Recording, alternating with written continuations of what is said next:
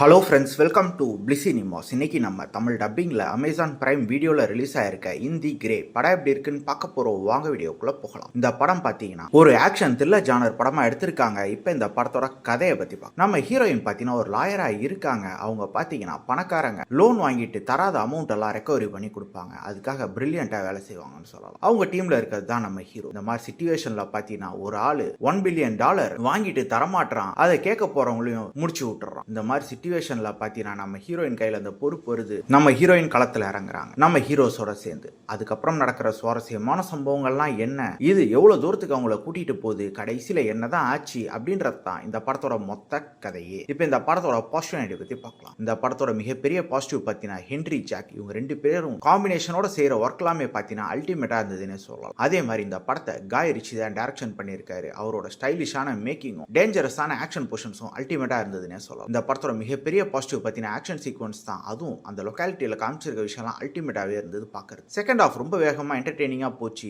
Screen பிளேல second ஹாஃப்ல ultimate பண்ணியிருந்தாங்கன்னு சொல்லலாம். அதே மாதிரி பெர்ஃபார்மன்ஸஸ் படத்தில் நடிச்சிருக்க ஒவ்வொருத்தருமே நீட்டான பெர்ஃபார்மன்ஸ் கொடுத்துருக்காங்கன்னு சொல்லலாம். டெக்னிக்கலி இந்த படம் பயங்கர சவுண்டான ஒரு படமாகவும் இருந்தது. இந்த படத்தோட நெகட்டிவ் பற்றி பார்த்தீங்கன்னா ஸ்டோரி பிளாட் தான். பெருசா புதுசா சுவாரஸ்யமே இல்லாத ஒரு ஸ்டோரி பிளாட் தான். இதே மாதிரி நம்ம 100 படங்கள் பார்த்தாச்சு. அதையும் தாண்டி ஃபர்ஸ்ட் ஹாஃப்ல பல காட்சிகள் பார்த்தீங்கன்னா ரொம்ப ஸ்லோவாக போச்சு. படத்தை இவங்க செட் அவுட் பண்ணி கொண்டு வரதுக்கே டைம் எடுத்துட்டாங்கன்னு சொல்லலாம். அதே மாதிரி பல இடங்களில் இவங்க தேவையில்லாத பல சீன்ஸையும் வச்சிருக்காங்க. பல இடத்துல பேசிக்கிட்டேவும் இருக்காங்க. அதே மாதிரி கேரக்டர்ஸ் இன்னும் கொஞ்சம் டெப்தா இருந்தா நல்லாவே இருந்திருக்கும். மொத்தத்தில் பார்த்தீங்கன்னா உங்களுக்கு ஒரு ஆக்ஷன் த்ரில்லர் படம் பார்க்கணும்னா கண்டிப்பா இந்த படத்தை ட்ரை பண்ணி பார்க்கலாம். இது ஒரு ஒன் டைம் வாட்சபிள் படம் தான். வேணும்னா ட்ரை பண்ணி பாருங்க. இந்த படத்துக்கு நம்மளோட ரேட்டிங் கேட்டீங்கன்னா 10க்கு 6 மார்க் கொடுக்கலாம். ஒரு பழமையான ஸ்டோரி பிளாட் தான்.